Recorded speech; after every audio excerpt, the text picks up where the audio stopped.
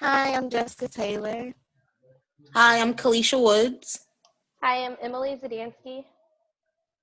I am Portia Truesdale.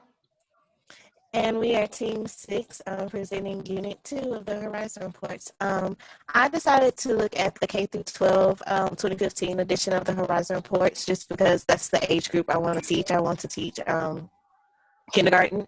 The article that really stuck out to me was creating authentic learning opportunities. So basically, just letting kids encounter real world learning experiences and not boxing them so much into just learning in the classroom or at their desk. So just getting them involved in different trainings and interns and professional experiences. And the reason I glued to this one so much is because in high school, I was actually able to take part in a co-op working experience where I was actually able to work with young children in the classroom, in the school, working with them. And that actually drove me to realizing my passion of wanting to work with kids. And I feel like that was an opportunity that allowed me to find out that was my passion.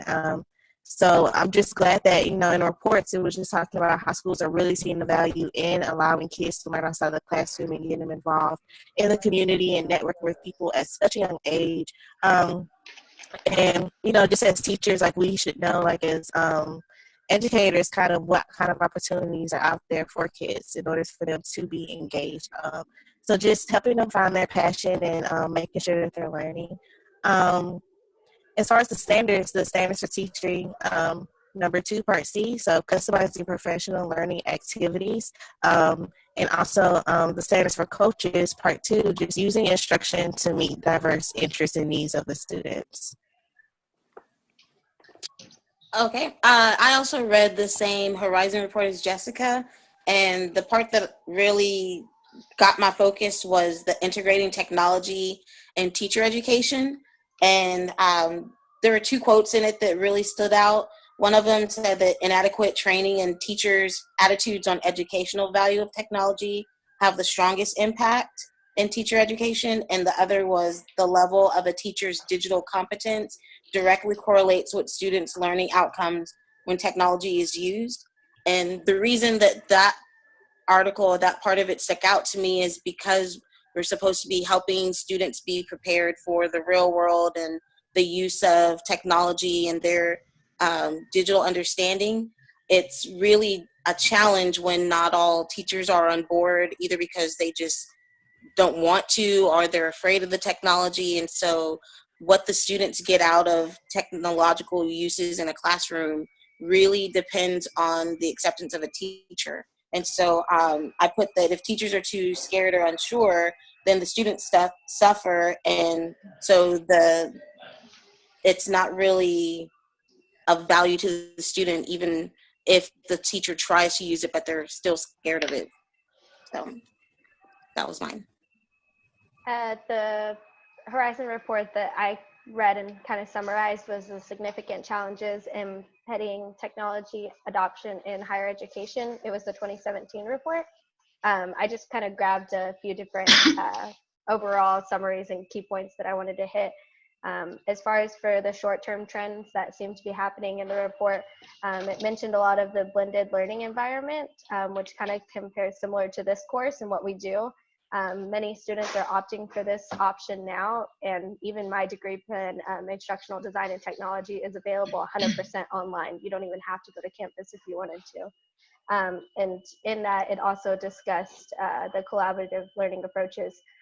So peer-to-peer group activities just like this, educators being able to reference a large network too, and I related that back to the INST standards for the model of digital age work and learning and the communication and collaboration portions.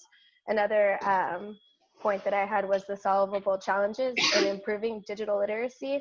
So the traditional idea of literacy used to not involve technology, and now it kind of is going towards that.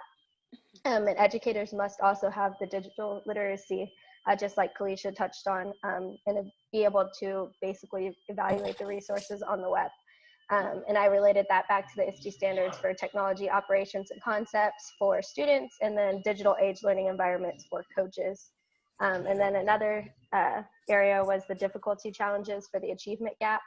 that typically references the college achievement gap, but now it fits into this technological world. And the amount of accessibility that comes whenever we're doing these online tasks. And it also has to do with the low income, the minorities, and the disadvantaged groups, and how are they going to complete these tasks. I related that one back to the digital age learning culture for administrators, because I feel like that's something that they need to take into account of for doing. Could you pause it, Emily? I looked at the Wicked Challenge and the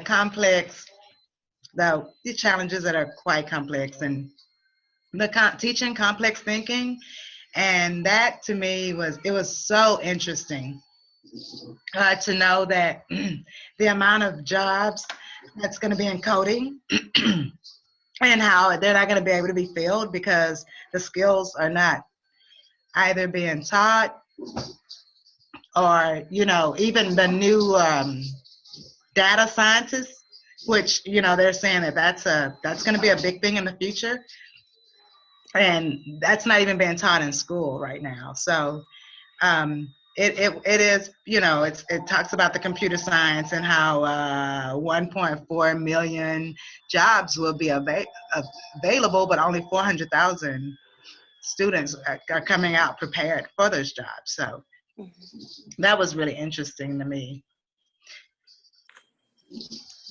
Okay, well, I think this kind of wraps up Team 6 video.